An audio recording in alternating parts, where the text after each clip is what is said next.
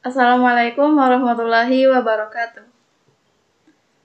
Perkenalkan, nama saya Nisa Ayu Pratiwi dari Program Studi Pendidikan Matematika dengan NIM 4114240003. Di sini saya akan mempresentasikan tugas agama dengan dosen pengampu Profesor Dr. Novianti Jafri, SPDI, MPDI. Nah, materi yang akan saya bahas adalah konsep tauhid dalam Islam dan integrasi iman, Islam, dan ihsan. Langsung kepada pembahasan. Yang pertama adalah pengertian tauhid. Tauhid menurut bahasa merupakan masdar dari wahada. Jika dikatakan wahada asyai'a, artinya menjadikan suatu itu satu. Secara istilah, tauhid adalah mengesahkan Allah dan beribadah hanya kepadanya. Maksudnya, engkau beribadah hanya kepada Allah dan tidak menyekutukannya dengan sesuatu apapun. Engkau mengesahkannya dalam memberikan peribadahan, baik dalam bentuk cinta, pengagungan, hasrat, maupun rasa takut. Tauhid adalah pegangan pokok dan sangat menentukan bagi kehidupan manusia, karena tauhid menjadi landasan bagi setiap amal yang dilakukan. Hanya amal yang dilandasi dengan tauhid menurut tuntunan Islam yang akan mengantarkan manusia kepada kehidupan yang baik dan kebahagiaan yang hakiki di alam akhirat nanti. Allah Subhanahu wa Ta'ala berfirman, yang artinya, barang siapa mengerjakan amal solih, baik laki-laki maupun perempuan, dalam keadaan beriman, maka sesungguhnya akan kami beri balasan kepada mereka dan pahala yang lebih baik dari apa yang telah mereka kerjakan. Yang kedua, jenis-jenis tauhid. Tauhid rububiyah. Tauhid rububiyah yaitu mengesahkan Allah dalam hal penciptaan, kepemilikan, dan pengurusan. Pengesahan Allah dalam penciptaan artinya keyakinan manusia bahwa tidak ada pencipta melainkan Allah semata. Firman Allah Ta'ala yang artinya, sesungguhnya Tuhanmu adalah Allah yang telah menciptakan langit dan bumi dalam 6 masa. Kemudian dia berkuasa atas arsy. Dia menutupkan malam pada siang yang mengikutinya dengan cepat. Dia ciptakan matahari, bulan, dan bintang-bintang tunduk pada perintahnya. Ingatlah, hanya miliknya lah segala penciptaan dan urusan. Maha berlimpah anugerah Allah, Tuhan semesta alam. Quran Surah Al-A'raf ayat 54. Tauhid uluhiyah. Tauhid ini juga disebut tauhid ibadah karena dua pertimbangan. Pertama, karena penisbatannya kepada Allah yang disebut tauhid uluhiyah. Kedua, karena penisbatannya kepada makhluk yang disebut tauhid ibadah. Adapun maksudnya ialah pengesahan Allah dalam ibadah, yang berhak diibadahi hanya Allah. Firman-Nya yang artinya, demikianlah karena sesungguhnya Allah dialah yang hak dan sesungguhnya apa saja yang mereka seru selain dari Allah itulah yang batil. Dan sesungguhnya Allah dialah yang maha tinggi lagi maha besar. Quran Surah Luqman ayat 30. Tauhid asma dan sifat. Artinya, pengesahan Allah Azza wa Jalla dengan asma dan sifat yang menjadi miliknya. Hal ini mencakup dua hal. Pertama, penetapan artinya kita harus menetapkan seluruh asma dan sifat bagi Allah, sebagaimana yang ditetapkan bagi dirinya dalam kitabnya atau sunnah Nabi SAW. Kedua, penafian permisalan, bahwa kita tidak menjadikan sesuatu yang semisal dengan Allah dalam asma dan sifatnya, sebagaimana firman-Nya yang artinya, Allah pencipta langit dan bumi, Dia menjadikan bagimu pasangan-pasangan dari jenismu sendiri dan menjadikan pula dari jenis hewan ternak pasangan-pasangannya. Dia menjadikanmu berkembang biak dengan jalan itu. Tidak ada sesuatu pun yang serupa dengannya. Dia maha mendengar lagi maha melihat. Quran Surah Asy-Syura ayat 11. Selanjutnya adalah integrasi iman, Islam, dan ihsan. Yang pertama, iman. Secara etimologi, iman berasal dari bahasa Arab yaitu iman yu'minu aimanan, yang artinya percaya, yakin, tunduk, tentram, dan tenang. Sedangkan secara terminologi, iman adalah membenarkan dengan hati, dilakukan dengan lisan, dan dilakukan dengan perbuatan. Unsur pembangun iman yaitu rukun iman. Rukun iman terdiri dari 6, yaitu iman kepada Allah, iman kepada malaikat, iman kepada kitab-kitab Allah, iman kepada Rasul, iman kepada hari kiamat, dan iman kepada qada dan qadar.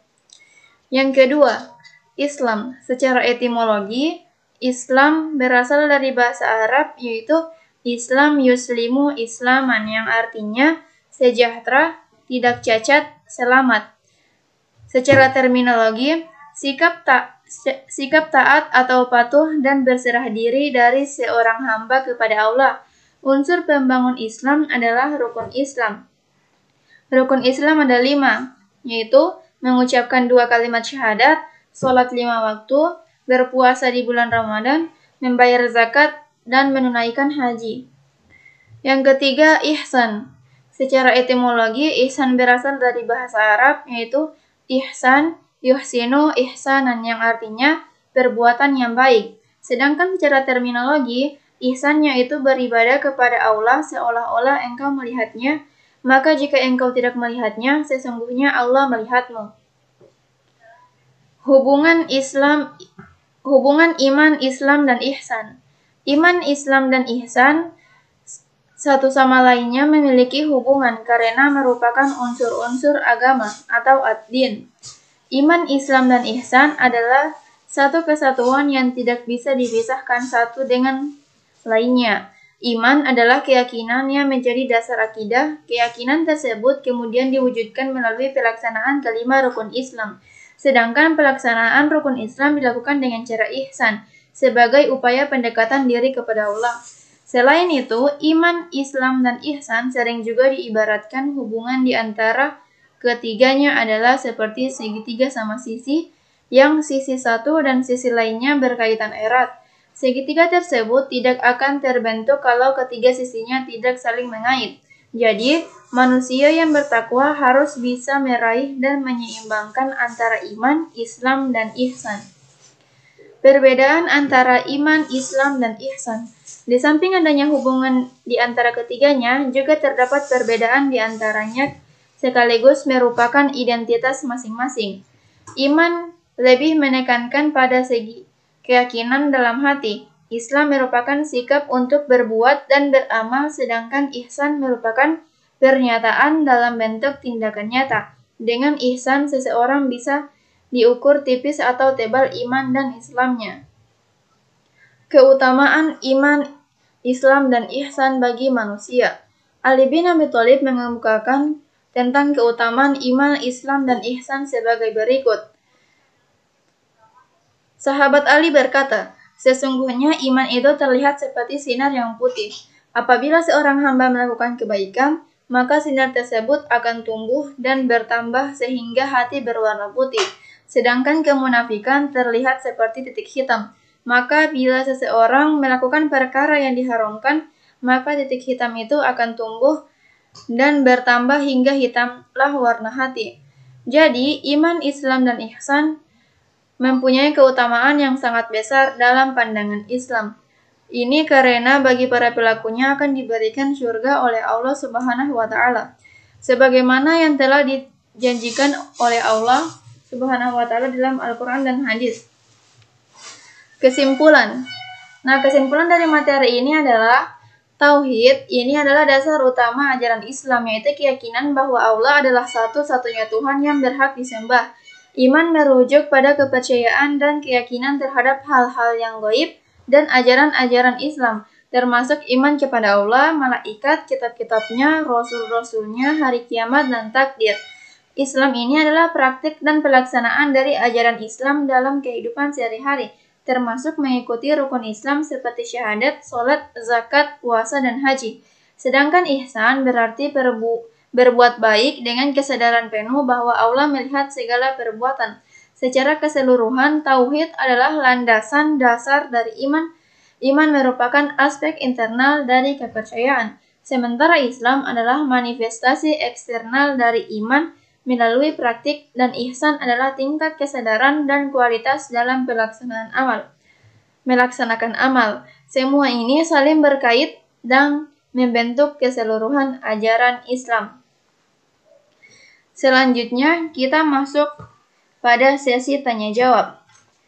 Saya akan menjawab pertanyaan dari teman-teman yang telah melakukan Zoom. Pertanyaan pertama, bagaimana konsep iman, Islam, dan ihsan dapat tetap relevan dan kuat di tantangan globalisasi, kemajuan teknologi yang cenderung mendorong sekularisme?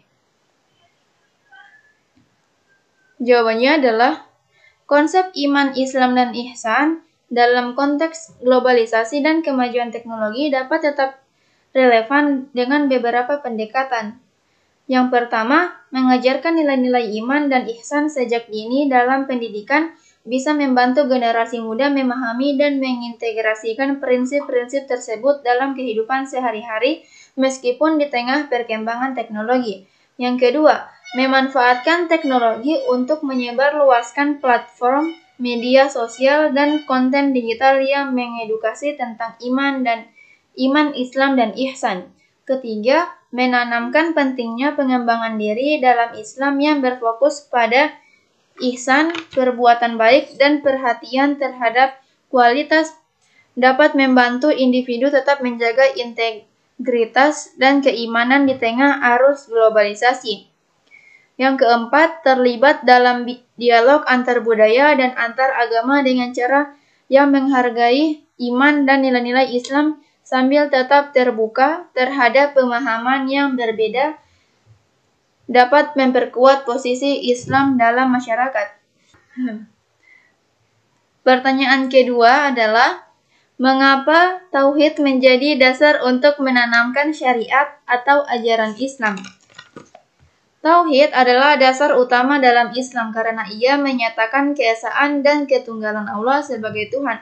Selain itu, tujuan mempelajari ilmu tauhid juga dapat menjadikan setiap umat muslim sebagai pribadi yang ikhlas dalam menerima setiap ketentuan Allah. Beberapa alasan mengapa tauhid menjadi dasar dalam Islam, yaitu, tauhid menjadi pedoman dalam menjalankan kehidupan sehari-hari. Tauhid menjadi dasar pelaksanaan segala aktivitas, baik ibadah maupun muamalah. Tauhid memberikan cara pandang muslim terhadap manusia, kemasyarakatan, alam semesta, dan hari akhir. Tauhid dapat menjauhkan manusia dari pandangan yang sempit dan becik. Tauhid dapat menanamkan rasa percaya diri dan mengerti harga diri. Tauhid dapat menghapuskan perasaan sedih dan keputusasaan saat menghadapi tantangan yang rumit. Nah, itulah presentasi dari saya. Apabila ada kesalahan kata saya, mohon maaf. Karena sesungguhnya yang benar itu datangnya dari Allah dan yang salah datangnya dari diri saya sendiri. Wabillahi taufiq wal hidayah. Wassalamualaikum warahmatullahi wabarakatuh. Terima kasih.